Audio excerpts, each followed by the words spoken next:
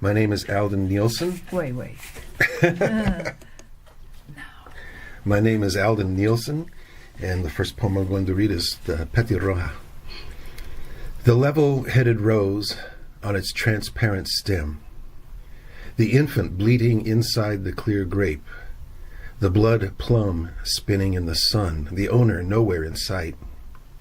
What is this lust to make over what is not ours?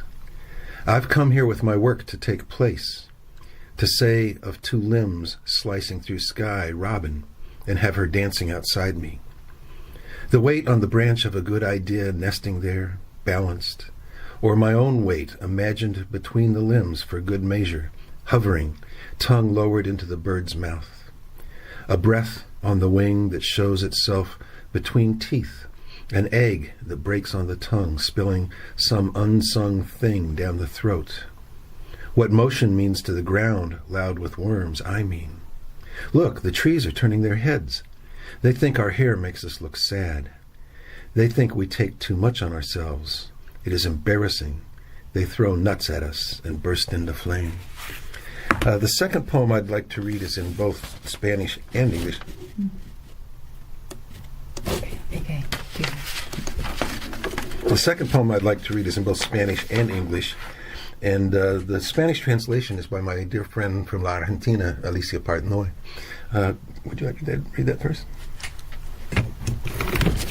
You go to read this poem? Yeah. Mm-hmm. First. Ahora que te has ido, con arena me quedo, y con el prodigio de su persistencia, aquí y con la no soportable huella de tus plantas.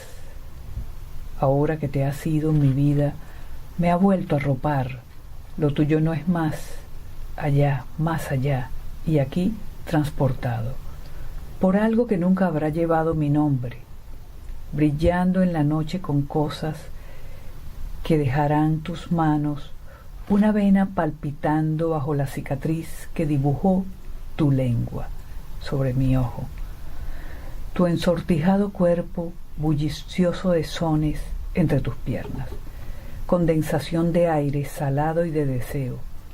Me detengo y hago brillar en la noche un signo para quienes se hicieron a la mar, signo de aquello que cualquiera sabe, de cualquier otro, y lleva en la mano para trocarlo, en lo que fuera posible hacer, como esta cosa solitaria que no sería sin ti, parada en nuestra propia tardía luz. Now that you've gone, I'm left with sand and its astonishing still being here, and your insupportable footprints.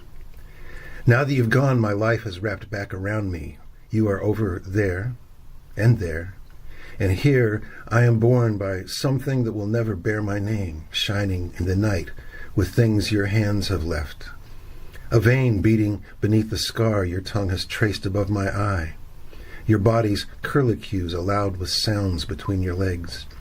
Condensed out of salt air and desire, I stand and shine a sign in night for those at sea, of what any one may know of any other one, and take in hand to make of it whatever he or she might make.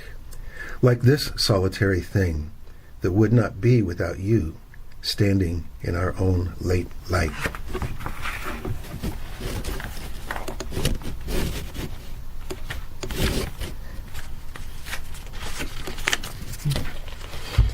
In a class with Baraka. In the end, then, to a room half hangs outside the hall, trashed, overheated. Pupils smart, squirm in dust, ashes add up under chairs, motes streaming cling to blinking lids. An odor of investment accrues to this room. English beats against the glass, shadowing through the panes upon the table, obstructing paths of passing planes. The capital's accumulation of images in the mute, wavering grain is something we dissect, practicing between ourselves the removal of harmful forms. Head at the window, scarring the glass, meaning glazes over. The watching White House beating back American artist in residence in the new Department of Corrections planes the blades of our speech, asks examples. Mine is of a piece with a room at an end that hangs outside in essential popular air. Mine is of a flight that exclaims. Fingers against the glass, I check my watch, prepared to give examples.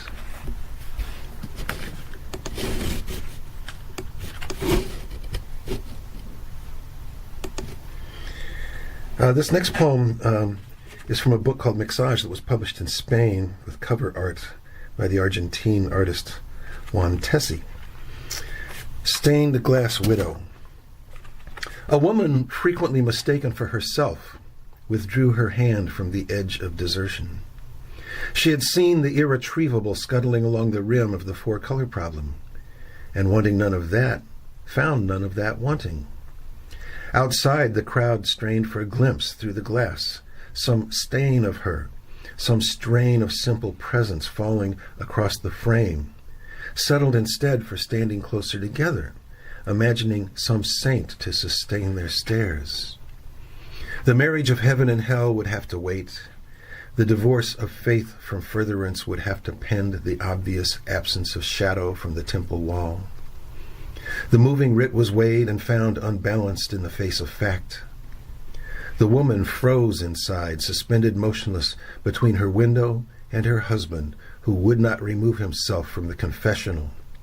She thought to move, but each time her husband added that to his ceaseless list of regrets, continually wending within the worried confession streaming through the screen to him from the other unburdening side.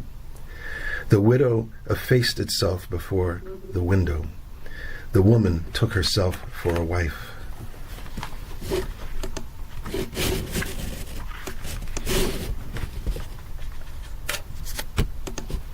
Sunken Gardens. That tree from which my mother had had to talk me down looked down into the sunken bowl of the garden, it was called, which, when filled with snow, I'd walked confidently into. What hellfires burned after came of that Baptist earth, fed the tree that grew downward through snow, rooting soul between sky and sunken gardens. Almost.